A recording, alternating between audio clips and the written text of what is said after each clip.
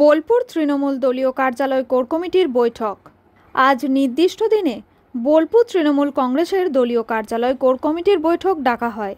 এই বৈঠকে উপস্থিত ছিলেন রাজ্যের মন্ত্রী চন্দ্রনাথ সিনহা, বোলপুরের সাংসদ অসিত মাল, বীরভূমের সাংসদ শতাব্দী রায়, লাভপুরের বিধায়ক Abhijit Singha, deputy speaker Ashis Bandyopadhyay, core কমিটির সদস্য রবি মুর্মু ও কোর কমিটির আরেক সদস্য সুদীপ্ত ঘোষ।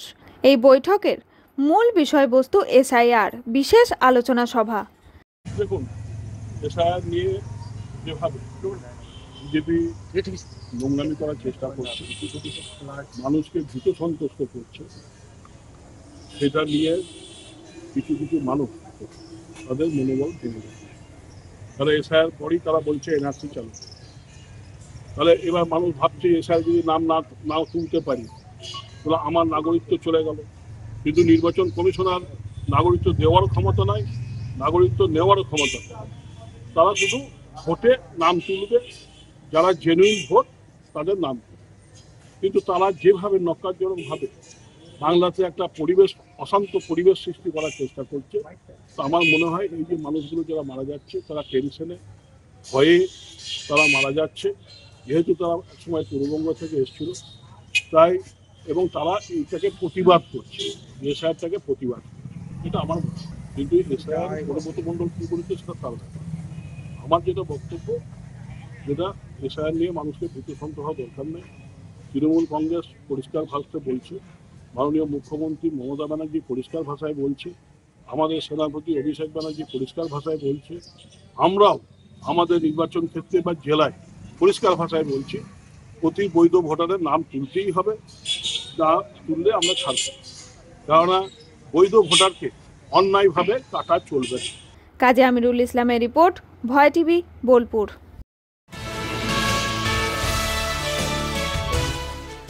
বোলপুরের বাইপাসে ডাম্পার উল্টে বিপত্তি।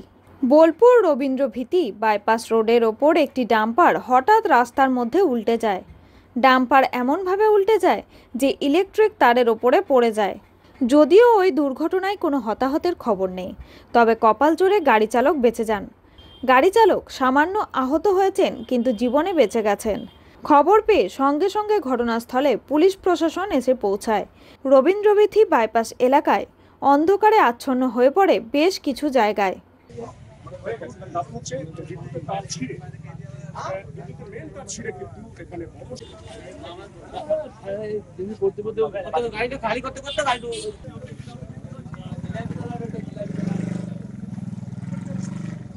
কাজী আমিরুল ইসলামের রিপোর্ট, ভয় টিভি, বোলপুর।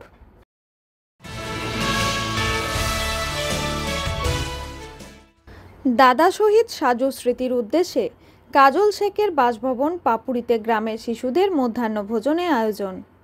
বীরভূম জেলা সভাপতির কাজল শেখের নিজের গ্রাম পাপুড়িতে দাদা শহীদ সাজু স্মৃতির উদ্দেশ্যে প্রতি বছরের ন্যায় এবছরেও গ্রামের প্রায় 1500 ছোট ছোট বাচ্চাদের দুপুরে খাবারের আয়োজন করা হয়েছিল। কাজল শেখ জানান, আমার মা সাদেকা বিবি পেনশন পান, সেই পেনশনের টাকাতেই গ্রামের ছোট ছোট বাচ্চাদের খাবারের আয়োজন। জাতি, ধর্ম, বর্ণ নির্বিশেষে সমস্ত গ্রামের বাচ্চারা একত্রিত হয়ে একসঙ্গে টেবিলে বসে খাওয়া দাওয়া করে। কাজল শেখ নিজে বাচ্চাদের খাবারের পরিবেশনে অংশগ্রহণ করেন। কাজল শেখ নিজের হাতে বাচ্চাদের পাতা দেওয়া থেকে শুরু করে জল দেওয়া সমস্ত কিছুই নিজে দাঁড়িয়ে থেকে পরিবেশন করেন।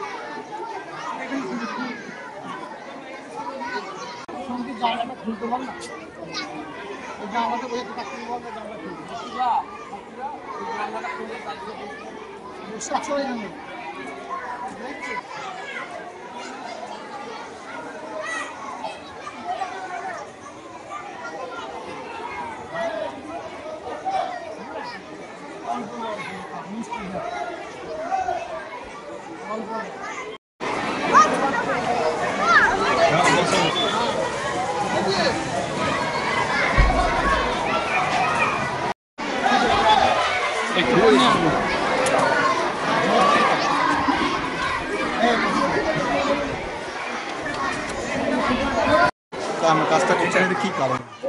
দেখুন, আপনাদের জানা থাকবে 2000 সালে আমার দাদা বিএসএফে কর্মরত জওয়ান শহীদ সাজুকে নির্মমভাবে নিষ্ঠুরভাবে এই পাপুরি মাটিতে হত্যা করা হয়েছিল।